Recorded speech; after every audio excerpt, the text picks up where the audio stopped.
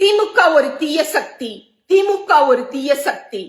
என்ன விஜய், எம்ஜிஆர் ஜெயலலிதா காலத்திலேயே இதெல்லாம் நாங்க கேட்டுட்டோங்க.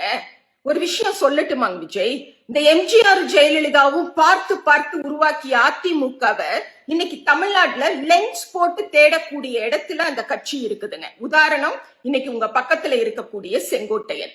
அதுவே அவங்க எல்லாம் இன்னைக்கு நீங்களும் அதுல சேர்ந்திருக்கிறீங்க. கடைசியாலா தீய சக்தி கருணாநிதி, அதாவது எங்களுடைய உயிர் அணைய தலைவர் கலைஞரினுடைய திமுக, அவர் இறந்து 7 ஆண்டு ஆயிடுச்சுங்க. இன்னைக்கு நீங்க மேடையில ஒரு 7 நிமிஷம் பேசினா கூட 70 முறை திமுக திமுக திமுகன்னு சொல்ல வச்சிருக்கோம் பாத்தீங்களா? இந்த கட்சியை நீங்க அசைச்சு பார்க்க போறீங்களா? இந்த கட்சியை நீங்க ஆட்சியில இருந்து அகற்ற முடியும்னு நம்புறீங்களா?